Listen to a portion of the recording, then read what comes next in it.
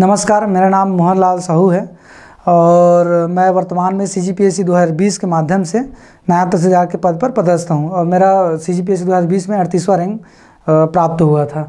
तो आप लोगों को आज मैं एक इम्पॉर्टेंट चीज़ बताना चाहूँगा कि लास्ट के 30 दिन में मेंस की तैयारी कैसे करना है, जो मेरा पर्सनली अनुभव रहा है। तो चलो देखते हैं इसके बारे में। PSC mains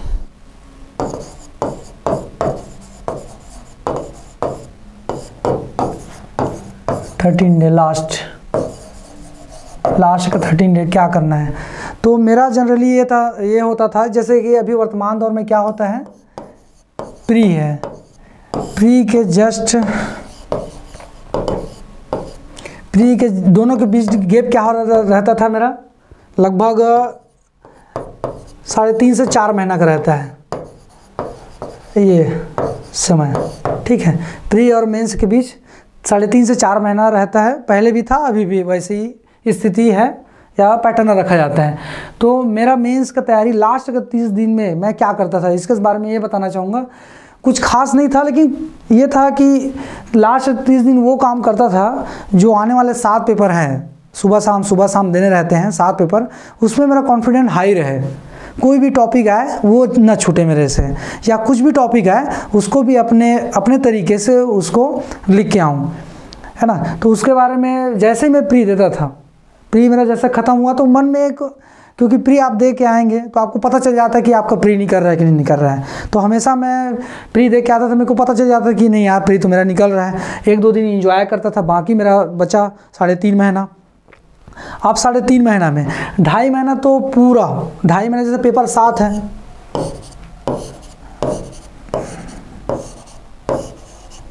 paper 1 2 3 4 5 6 7, paper number 7 है इसमें। तो 3 महीने लगभग 2 से 3 महीना मैं क्या करता था, पूरा 7 पेपर को अच्छे से टाइम देता था। जैसे पहला पेपर है तो लैंग्वेज को पूरा टाइम दो, मतलब पूरा अच्छे टाइम के साथ पढ़ो, जो चीज़ वीक है उसको करो, टेस्ट सीरीज दो, ये पूरा काम करता था। इसके साथ साथ मैं पहले से ही 60 नोट्स तैयार कर लिया था।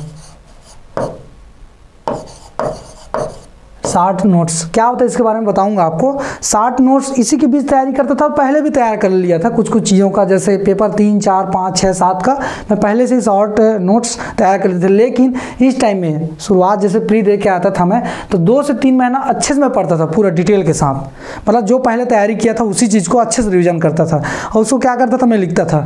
और अंत में जैसे ही 1 महीना बचा है उससे 5 दिन या 6 दिन पहले मैं टेस्ट सीरीज अच्छे से ज्वाइन कर लेता था और अच्छे से उसको लिख लेता था, ताकि मेरे रिटर्न में कोई तकलीफ मत हो।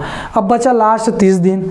अब 30 दिन में मैं क्या करता, ये जो 60 नोट्स तैयार किया हूँ मैं, सिर्फ यही काम आता था लास्ट 30 दिन में। कम से कम इसको मैं 2 से 3 बार पढ़ता था।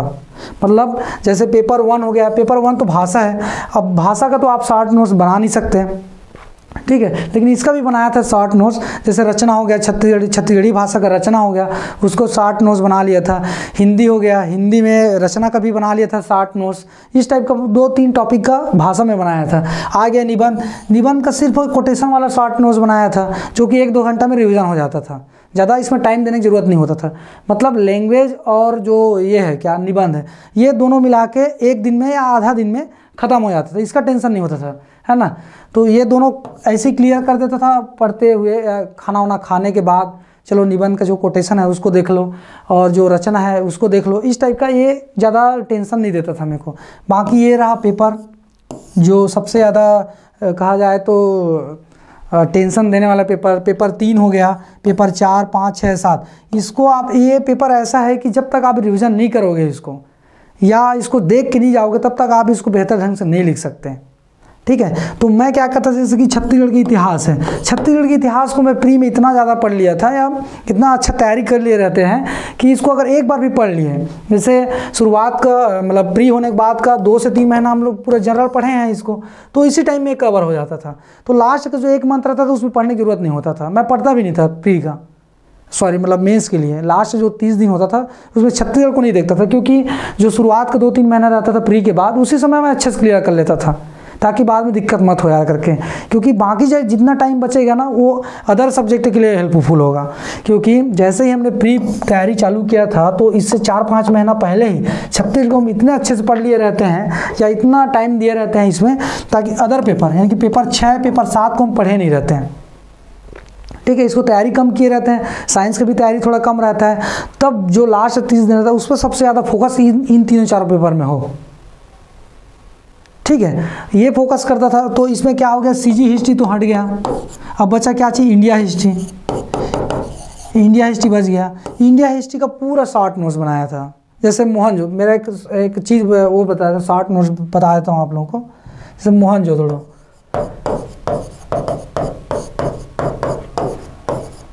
जोदड़ो एक स्थल है, ठीक है, सिंधु घाटी सभ्यता कालीन एक स्थल है। तो इसको पूरा डिटेलिंग में याद करके मैं क्या किया था, इसको कब खनन हुआ इसका, ठीक है, कहाँ है नदी, ठीक, या फिर ऐसे करके यहाँ कब स्थान हुआ, कहाँ है, कितना क्षेत्रफल में है, किधर, इस टाइप का शॉर्ट नोट्स, ताकि ये क्रिएटिविटी माइंड में रहे। जैसे मोहनजोदड़ो आ गया तो छूटे मत। ठीक है, इस टाइप का मैं शॉर्ट नोट्स सभी जो भी है इंडियन हिस्ट्री का पूरा बना लिया था।